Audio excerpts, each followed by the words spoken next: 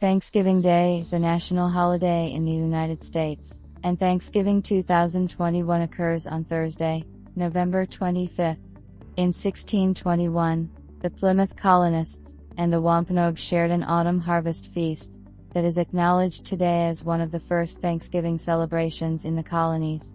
For more than 2 centuries, days of Thanksgiving were celebrated by individual colonies and states.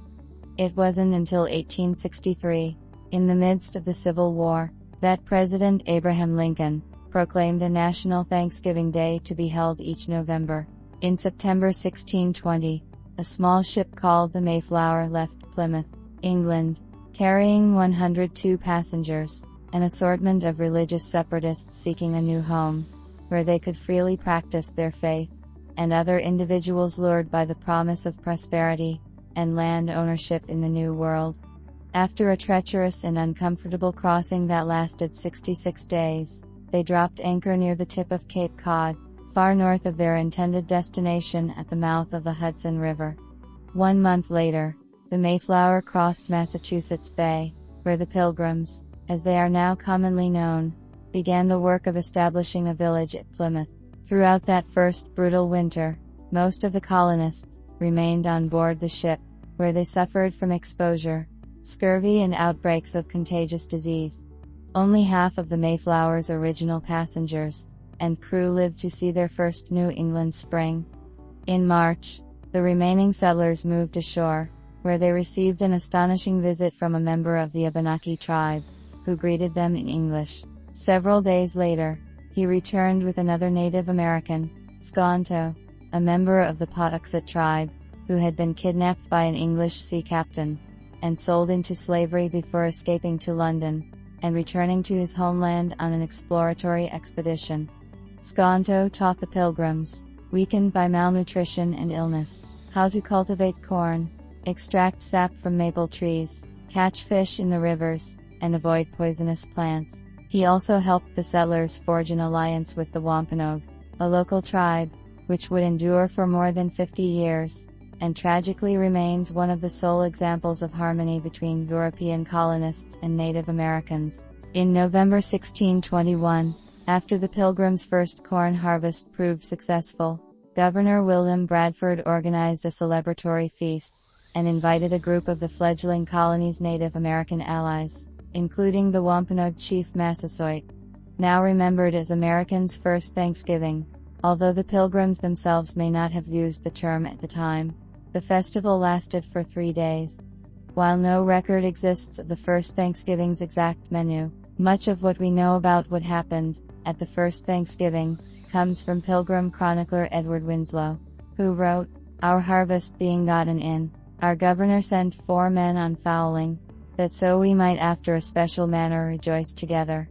After we had gathered the fruits of our labors, they 4 in one day killed as much fowl, as with a little help beside, served the company almost a week, at which time amongst other recreations, we exercised our arms, many of the Indians coming amongst us, and amongst the rest their greatest King Massasoit, with some 90 men, whom for 3 days we entertained and feasted, and they went out, and killed 5 deer, which they brought to the plantation, and bestowed on our governor, and upon the captain and others.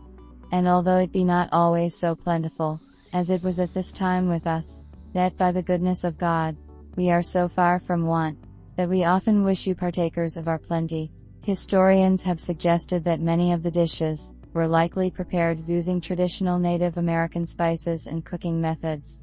Because the Pilgrims had no oven, and the Mayflower's sugar supply had dwindled by the fall of 1621, the meal did not feature pies, cakes or other desserts, which have become a hallmark of contemporary celebrations. Pilgrims held their second Thanksgiving celebration in 1623, to mark the end of a long drought that had threatened the year's harvest, and prompted Governor Bradford to call for a religious fast. Days of fasting, and Thanksgiving on an annual or occasional basis, became common practice in other New England settlements as well.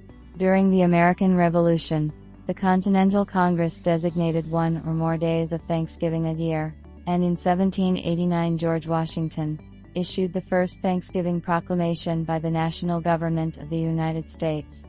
In it, he called upon Americans to express their gratitude for the happy conclusion to the country's War of Independence and the successful ratification of the U.S. Constitution. His successors John Adams and James Madison also designated days of thanks during their presidencies. In 1817, New York became the first of several states to officially adopt an annual Thanksgiving holiday. Each celebrated it on a different day, however, and the American South remained largely unfamiliar with the tradition. In 1827, the noted magazine editor and prolific writer Sarah Josepha Hale, author, among countless other things, of the nursery rhyme Mary Had a Little Lamb, launched a campaign to establish Thanksgiving as a national holiday. For 36 years, she published numerous editorials and sent scores of letters to governors, senators, presidents and other politicians, earning her the nickname the Mother of Thanksgiving. Abraham Lincoln finally heeded her request in 1863, at the height of the Civil War, in a proclamation entreating all Americans to ask God to commend to his tender care all those who have become widows, orphans, mourners or sufferers in the lamentable civil strife, and to heal the wounds of the nation. He scheduled Thanksgiving for the final Thursday in November, and it was celebrated on that day every year until 1939, when Franklin D. Roosevelt moved the holiday up a week in an attempt to spur retail sales during the Great Depression. Roosevelt's plan, known derisively as Franksgiving, was met with passionate opposition, and in 1941 the president reluctantly signed a bill, making Thanksgiving the fourth Thursday in November. In many American households, the Thanksgiving celebration has lost much of its original religious significance.